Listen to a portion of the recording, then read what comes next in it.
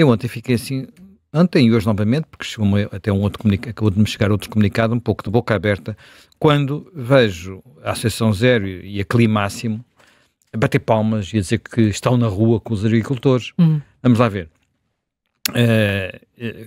Em França, os ecologistas já estão aos saltos com as cedências do governo francês aos agricultores, porque essas cedências são quase todas elas contra a agenda dos ecologistas.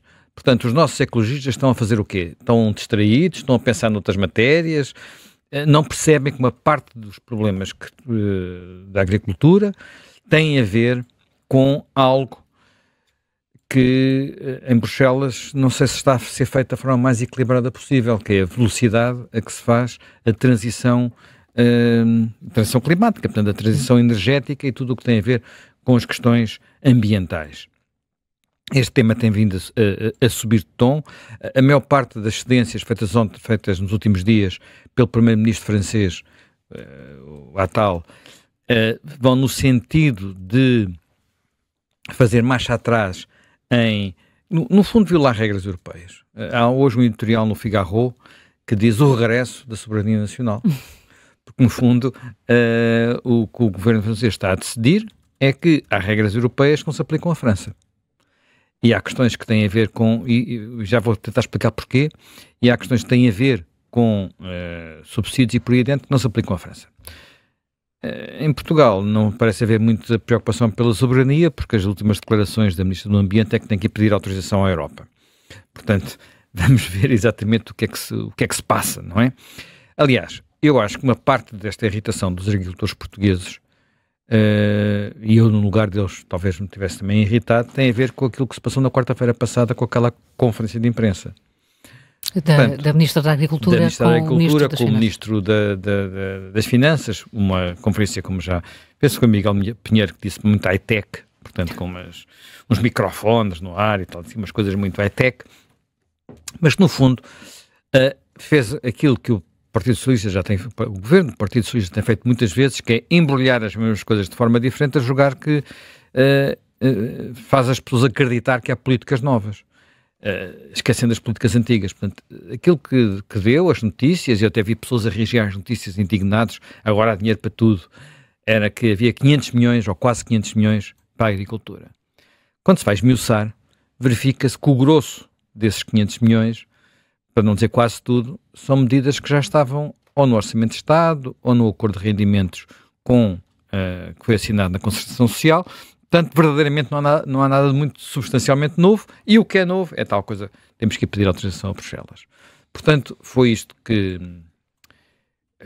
não desmobilizou os agricultores, mas sobre os agricultores portugueses há uma coisa que eu gostaria de destacar, que é a forma como tudo isto começou a acontecer e que também tem paralelos com a forma como aconteceu designadamente em França, onde são movimentos que são muito espontâneos, vêm de baixo. Portanto, são movimentos que surgem, olha, como os dos polícias, não é?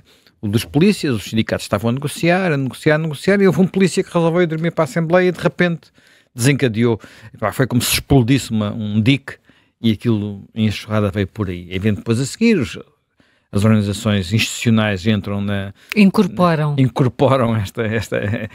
este movimento e negociam e por aí adiante. Eu, neste caso, os agricultores, quer se diga, não sei se em Portugal, enfim, em França, aparentemente isso já está a acontecer, apesar de ontem na Europa foi complicado, não é? Em Bruxelas,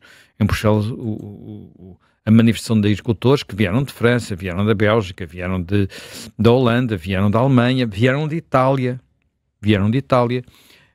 Teve aspectos bastante desagradáveis e violentos, não é? Houve uma estátua, tiraram abaixo uma estátua, incendiaram muitas coisas, o cheiro não devia ter sido o melhor de todo, porque uma das coisas que eles levaram para incendiar foi estrume. Portanto, o Parlamento Europeu também às vezes é bom que quem lá está tenha uma noção mais próxima da realidade, não é? Bem, não estou a defender este acontecimento, estou só a fazer um comentário à parte, digamos assim, porque isto tem muito a ver com a forma como os políticos olham para estas coisas, não é? Nós hoje publicamos aqui um texto no Observador sobre a ausência de peso político da agricultura, em que tem umas contas curiosas, eu não vou repetir o texto todo, é do engenheiro Mira da Silva, em que ele recorda que os distritos agrícolas em Portugal praticamente não contam, não é? Em termos eleitorais. Portanto, só para teres uma ideia, os distritos os distritos urbanos, Lisboa, Porto, Setúbal, elegem 107 deputados. É por quase metade, não é? Nós temos 230, é quase metade. Os distritos mais rurais, digamos assim, Vila Real, Castelo Branco, Évora, Beja, Guarda, Bragança e Porto Alegre, 1, 2, 3, 4, 5, 6, 7 distritos, elegem 23 deputados, ou seja, 10%. Portanto, o peso, não é só o peso que as deputados têm na Assembleia, é a atenção que os partidos dão àquilo que são a sensibilidade desta gente, não é? É evidente que há muitos agricultores noutros distritos populosos, aqui no chamado Oeste, na zona de Santarém, mas muitos dos problemas destes eleitores são pouco considerados. E isso nota-se muito, na minha perspectiva, naquilo que provavelmente são os grandes problemas que acabam por condicionar muito o que está a passar. Há uma parte que é portuguesa e uma parte que é europeia. A parte portuguesa, aparentemente, pelo que eu li, tem muito a ver, e não fico surpreendido com o que li, tem muito a ver com incompetência mesmo do Ministério da Agricultura, que em questões tão simples como prever os territórios onde se aplicavam as chamadas medidas agroambientais, fez aquilo de tal maneira que resultou nos tais cortes de 35%, que hoje em dia toda a gente se queixa, que a Ministra diz que foi uma má comunicação do que devia ser, mas aparentemente não há má comunicação nenhuma, é a realidade. Ela gostaria de dizer que o corte afinal era um crescimento, como os spin doctors do Partido Socialista gostam de fazer, mas essa é a realidade. E, olha, se não tivesse caído o governo, se o António Costa não tivesse tido o 7 de novembro, toda a gente me dizia que provavelmente chegaríamos a janeiro já sem Ministro da Agricultura, porque mais tarde estava-se a preparar uma remodelação e ela não ia sobreviver de certeza, não é? Não ia sobreviver de certeza. Até porque há uma percepção geral no setor que ela é uma parte do problema mesmo, não é parte da solução, é mesmo parte do problema. Ela hoje talvez vá ali ao Alcochete, ou assim, gente falar com os agricultores, que é um sinal de que os canais habituais, CAP e CNA, não estarão a funcionar totalmente, mas não creio que já tenha autoridade, seja para o que for. Bem, dito isto, essa é a parte portuguesa. Mas depois há uma parte europeia e que tem a ver com o chamado Green Deal. E o chamado Green Deal, vamos lá ver. A Europa da União Europeia, primeiro, a Comunidade Económica Europeia, foi muito construída em cima da chamada Política Agrícola Comum. A Política Agrícola Comum, se nós formos à origem das origens, portanto é preciso recuar ao pós-guerra, até à década de 50, mais de 60 anos, até à década de 50, a Política Agrícola Comum, na expressão de alguns especialistas, é uma espécie de a Alemanha aceitar pagar uma espécie de reparações de guerra à França. Porque basicamente, desde o princípio, que a Política Agrícola Comum representou que um contribuinte como líquido, grande, maior de todos, como a Alemanha, estava a pagar à França, que era outro país também rico, o suficiente para ela praticamente não ser contribuinte líquido, e as transferências financeiras para a França eram gigantescas ao longo destas décadas. Essa Política Agrícola Comum criou um setor agrícola muito dependente desses subsídios. Tem havido uma pressão muito grande ao longo dos anos para vir para alterar isso, até porque, entretanto, entraram na União Europeia outros grandes países agrícolas. A França era e ainda é a maior potência agrícola, mas depois entrou a Polónia, por exemplo, e agora está à porta a Ucrânia. Outras dificuldades. Sim, é grande potência agrícola. E, portanto, as questões que se colocavam era como é que isto iam sendo transformados, e a ideia era transformar os subsídios à produção e essas coisas assim em subsídios à transformação agroambiental. Pronto, e fazer entrar isto. Mas isso implicava, portanto, foi implicando já, e sobre isso os números são muito claros, uma diminuição das transferências para o mundo agrícola, portanto, em termos de percentagem de valor, isso tem acontecido nos últimos anos de forma regular, e a ambição mais ou menos clara, mais ou menos escondida da eurocracia, portanto, dos burocratas da Comissão Europeia, é fazer diminuir a produção agrícola. Pronto. Fazer diminuir a produção agrícola. Isso não é muito assumido, mas há esse objetivo, até porque, se nós pensarmos bem, há várias políticas europeias que dificultam muito a competitividade da agricultura europeia. E daí que, por exemplo, um dos problemas que esteve no centro desta revolta europeia tenha sido um acordo com o Mercosul, portanto, com a América do Sul. Acordo esse queria abrir mais a Europa a mercadorias vindas de fora da Europa, e aquilo que dizem os agricultores, e a meu ver é um ponto importante, é que nós, Europa, estamos a importar produtos agrícolas que são desenvolvidos, em condições de exigências ambientais muito menores que as nossas. E, portanto, os nossos agricultores não conseguem competir, independentemente de terem eventualmente outros custos de produção maiores e outras expectativas de rendimento maiores, não conseguem competir com outros países que têm custos de produção muito mais baixos, mas nós chegamos aos supermercados, às grandes superfícies, está tudo ao lado umas coisas das outras, e o consumidor olha para o preço, não olha para saber se, alguns na cadeia de produção, houve um pesticida, houve coisas desse género, não é? Além de que, em alguns aspectos, é preciso também ser claro sobre isso, se nós podemos estar preocupados com a forma como devemos fazer evoluir o tratamento das culturas no que diz respeito aos pesticidas, isto é um tema sempre muito sensível, não é? Mas importante, quer dizer, nós não conseguimos alimentar a humanidade sem pesticidas, ponto final, parágrafo. Portanto, a questão é fazê-los evoluir de forma a que não sejam tão agressivos para o meio ambiente, e essas coisas já podem evoluir.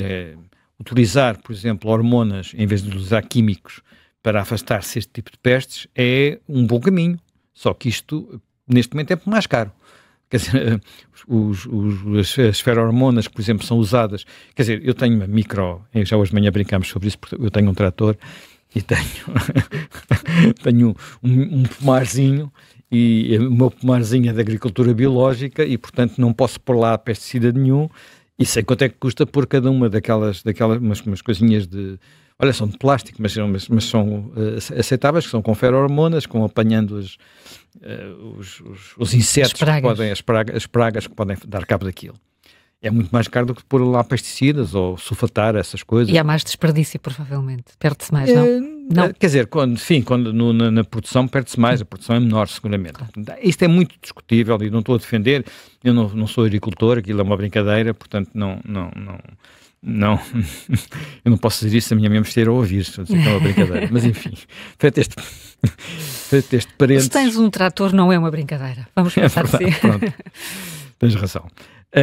E, portanto, feito este parênteses, há outros domínios onde, por exemplo, a posição da União Europeia tem limitado as possibilidades da agricultura europeia. Falo, por exemplo, tudo aquilo que tem a ver com transgénicos, que têm sido fundamentais para tirar a fome ao mundo, mas que na Europa, à conta do princípio da precaução, nunca se sabe o que é que pode acontecer daqui a não sei quanto tempo, aquilo que é claramente inovação científica, inovação nas cadeias alimentares, vai ficando muitas vezes para trás com prejuízo óbvio da agricultura europeia.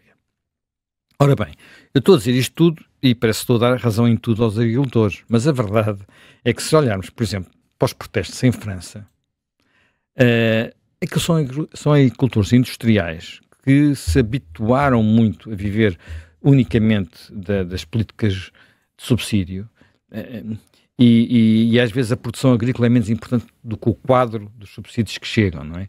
Eu lembro muitas vezes andar pelo país, e isto era em Portugal, e perguntar, mas porquê é que de repente toda a gente se pôs a fazer, sei lá, uma vez era girassol, outra vez era não sei o quê, era porque havia um subsídio para o girassol, mas aquilo às vezes nem era colhido, porque bastava estar plantado para o subsídio chegar. Portanto, isto são perversões em que há culpa dos dois lados, digamos assim, de quem criou o subsídio e de quem tira partido dele, Isto devia ser naturalmente corrigido, mas há uma grande disfunção entre aquilo que é a eurocracia europeia e aquilo que muitas vezes são as realidades no terreno, sobretudo realidades que têm a ver com, depois, quando se chega ao supermercado ou às grandes superfícies e quem vai fazer as compras, quer dizer, nós consumidores queremos os produtos mais baratos, os mais acessíveis possível, portanto, e procuramos o mais acessível possível, e do outro lado procura-se fazer subir o preço. Há aqui uma tensão, e essa tensão nem sempre é bem resolvida para o lado dos agricultores, até diria pelo contrário.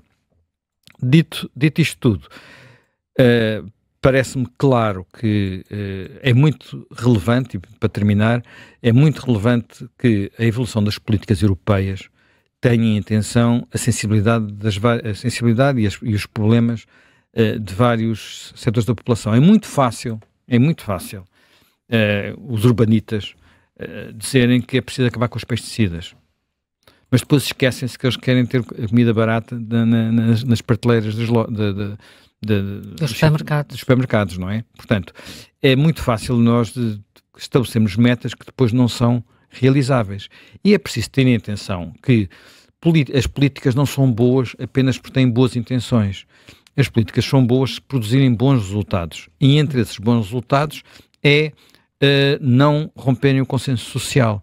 À conta da ideia de que, por exemplo, um exemplo clássico, não sei o que é que vai acontecer nas próximas eleições depois disto, mas nós já vimos o que aconteceu em eleições anteriores por causa de políticas ambientais mal ponderadas. Estou a falar da Alemanha, onde no ano passado um dos grandes temas de discussão era a substituição uma lei que impunha a substituição das caldeiras, que hoje em dia a maior parte, as caldeiras de aquecimento, não é? Nas nossas casas, não é?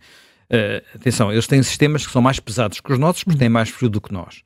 Portanto, e a sua substituição, que atualmente funcionam praticamente todas a gás, ou a gasóleo, ou por aí adiante, por bombas de calor. A bomba de calor é muito mais eficiente. A bomba de calor é muito mais amiga do ambiente. A bomba de calor pode funcionar com eletricidade renovável e, portanto, no limite ser uma energia limpa, nunca é completamente limpa, não é? Portanto, mas ser uma energia limpa. Mas a bomba de calor é muito cara. É muito, muito cara. Portanto, são equipamentos muito caros. E, portanto, o resultado foi uma revolta do eleitorado e a subida, aqui é atribuído, por exemplo, uma subida da AfD que subiu 4 ou 5 pontos nas intenções de voto e que, em alguns länders, não houve eleições federais na Alemanha, e em alguns länders tornou-se um primeiro partido. Portanto, é necessário ter em atenção aquilo que se anda a fazer, porque se romper o consenso social, e não olhemos só para os agricultores que representam 2% da população. Uma das coisas que aconteceu em França durante este movimento é que movimentos inorgânicos, tipo coletes amarelos, se juntaram a isto, e quem andava um dos sinais de adesão ao protesto era virar as tabletas das povoações de pernas para o ar, e de repente o país todo ficou com tabletas viradas de pernas para o ar, e não eram virados pelos agricultores, eram virados pelas pessoas que chegavam ali e queriam manifestar, sem fazerem mais nada, sem encostarem estradas, sem virem para a rua, manifestar a sua solidariedade.